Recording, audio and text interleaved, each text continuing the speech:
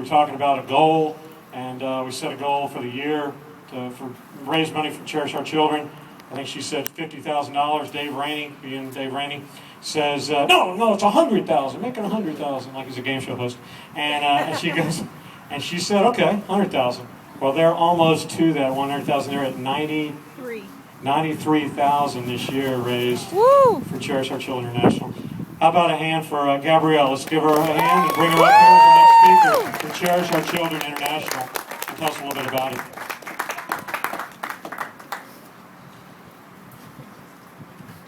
Thank you so much, Andy, for that warm welcome. And I'm sorry it's not so warm out tonight. Everybody's shivering, but I certainly do appreciate all of you being here tonight. And I tend to get emotional when I talk about the Cherish Our Children kids because they are very dear to my heart. And the crying always subsides. I usually get through it, so I always just have to give a little time. And so it's really an honor to be here to share about the Cherish Our Children, otherwise known as COCI, the COCI kids, because I'm a volunteer with COCI. I always have been a volunteer. I've been with them now for about 5 years. My husband and I both volunteer with the organization. And so it's really an honor to be able to be here on behalf of the COCI staff and all the supporters and all the volunteers who participated with this organization over the years. So tonight I'm going to share with you just a little bit about how the organization began, a little bit about the programs and the children that they serve in the countries around the world, and then also share with you how Cherish Our Children has done a really fabulous job of partnering with the athletic community here in Houston and around the nation, but specifically with the triathlon and running community, so I'll share about that partnership. So COCI was founded in 1993 by a Houstonian named Julie Hall, who had seen a documentary on Romanian orphans who were institutionalized due to the AIDS epidemic in Romania. And so she set out on a quest to make a difference with those children and basically made her life about helping children which were in vulnerable situations. So she developed Cherish Our Children with the mission of giving children who are in vulnerable situations a chance to live a better life. And so COCI works with grassroots organizations that around the globe, and since its inception it's worked with about 8 different countries, and currently it works in about 5 different countries, and those countries are Serbia, Kenya, the Middle East, Mexico, and of course the United States as well. So in Belgrade, Serbia, COCI supports a program for children with special needs who are severely disadvantaged, and unfortunately in countries like Serbia, the disadvantaged children are pretty much tossed away. They're put to the side. And so what COCI does is it helps with a transportation program to get children from their homes to receive medical support, to receive therapeutic resources, and to have a chance to be integrated into the community because, like I said, they're kind of set up as outcasts in communities like in Serbia. So in Kenya, so we also do work, and I say we because, again, it's near and dear to my heart, and as a volunteer, I really do believe it is my organization. So in Kenya, COCI serves over 160 children through a residential and preschool program, and they also do outreach to 27 homesteads in the area. So it makes a direct impact with the community, and it does ongoing outreach clinics and workshops and educational programs for the children who are in those communities. And then in the Middle East, and since we're all kind of in the sporting arena, this might be an interesting one for you. COCI supports a program called Hapoel Keter, and it's also known as the Bridge to Peace program. So what they do is they bring children from different ethnic backgrounds and different communities. So they bring in Israelis and Palestinians, they bring in Christians and Muslims and Jews, and they bring all these children in to get educational support in an after-school program, and they're all lower-income kids, but then what they also do is they allow the children to play soccer together. So they bring them into mixed teams, so the kids from different ethnic backgrounds all get to be on the same team and kind of figure out in the process that they're all really part of the same team. We can all live in peace together, and they get to know their neighbors, and then the communities and the families get to know each other as well. So it's really an effort to bring peace in that part of the country, and so that's another program that COCI supports. And then in Mexico, we've built a school there on a border town in Mexico to help with community development and sustaining educational programs within that community. It's Reynosa in Mexico. And then finally in the United States, specifically here in Houston and in Texas, COCI supports organizations serving children of low-income families, providing emotional, social, and educational support through preschool readiness programs. So we work with children who are homeless, who are, by the time they get into school, they're already behind the scene. They're already behind the times. So we work with a program to help get them ready for school. So by the time they get into preschool, they have a little upper hand, because given that they're homeless, they don't have any educational support. And then we also support a Houston-based program called No More Victims, which is for children of incarcerated parents.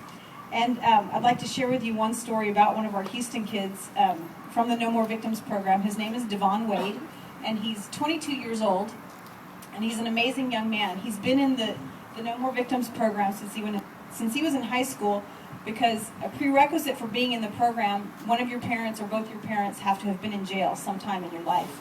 And statistics show if your parents are in jail, the chances of you going into jail as well are probably about 90 to 95%. And so Devon Wade said, okay, I'm going to take a different route, and I'm going to join the No More Victims program, and I'm going to take a different route than my mom did. And so he ended up graduating from Smiley High School. He got a scholarship to LSU and just recently graduated with a 4.0 from LSU. And then he was the first African American student to receive a $30,000 Truman Scholarship to go on to graduate school.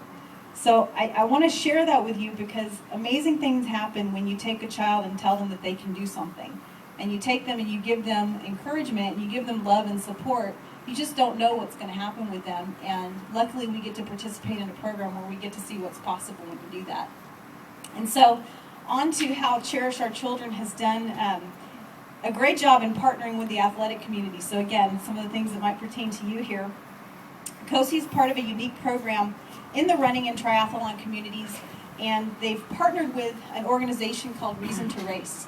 And so essentially what Reason to Race does is it helps athletes improve their performance at whatever race that they're doing.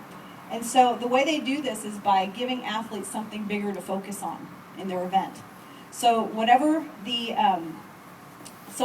cause or whatever their reason to race is, being a part of this program gives the athlete a chance to improve their athletic performance. And this season, luckily, Reason to Race has given athletes the chance to race for the COCI kids. And something really incredible happens when athletes take on that opportunity is because whether their goal for the season is to walk their first 5K or it's to PR their Ironman, something happens when they start to make their race about including their family and their friends, and of course including a cause. It starts to become a public conversation. And so what happens is friends and family start to ask you how you're doing in your race. Because now that you've told them that you're doing it, you told them what your goal is, and you told them that you have a cause that you're up underneath, it takes on a different form in and of itself. And it really does add a level of accountability to your race that you might not have had otherwise. And so I'll share with you how the COCI kids have impacted my life and my athletic endeavors. Now, Andy already shared with you that I finished my first Ironman in November. But, yeah, believe me, I can't. It's like, wow, I really did that. I really do have the medal, my goodness. But what I do get to share with you is how long I've wanted to do that event. I remember in 2002, I was watching my very first, I was watching for the first time a televised episode of the Ironman or Hawaii Ironman, and I saw a gentleman racing with his son who needed support in getting across the finish line, and I thought to myself, well, if he can do that, I can do that, and my knee problems are just going to have to go to the wayside because I really want to do an Ironman now. And so what I did was in 2009, I registered for the 2010 Arizona Ironman, and at that time I chose the COCI kids as my reason to race, because I really did want something to ensure that I was going to cross that finish line, because I knew that I would not want to train. I knew that I would get tired of doing this, and I knew at some point I'd want to quit. And so I decided to race for these children. And something really incredible happened to me, because at some point I got that I wasn't doing it for me anymore, that I was doing it for the friends and family and for the kids who gave me a lot of mental strength to get through the training days that I didn't want to actually get through. And so I share that with you as I look at my notes. I share that with you because at some point I got that there were so many people who were interested in this that I got that they actually have goals too. They were kind of living vicariously through me that I was going to complete this Ironman, and it was really a privilege to be able to do it in honor of the kids and in honor of my family, my families and friends as well. And so the Saturday before the Ironman event, when I realized I had reached $22,000 in fundraising, and granted my original goal was $1,000.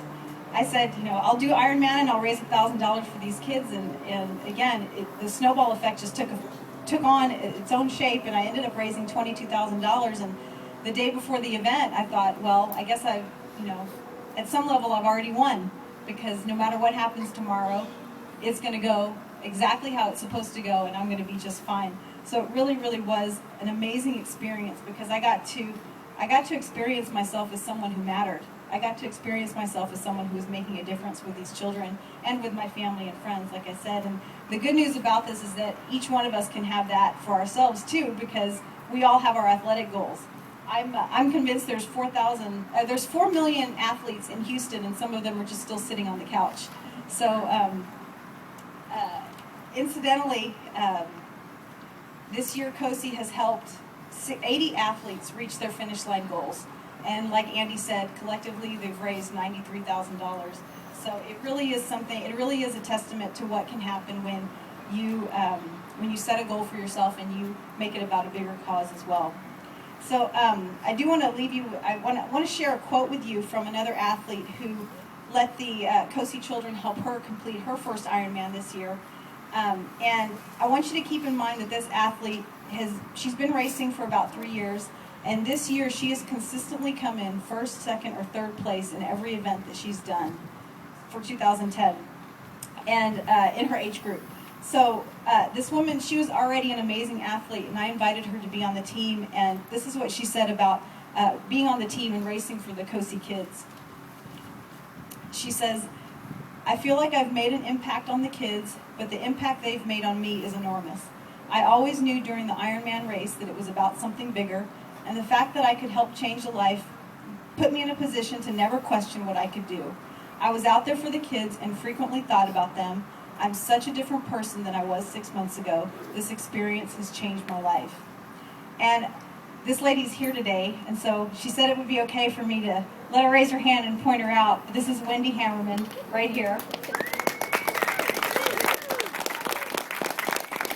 She was on our team and raised approximately $3,000 for the kids. So we're super, super proud of her. And again, there have been 80 athletes that COCI has helped fulfill their dreams this year. Again, whether it's walking a 5K or doing an Ironman.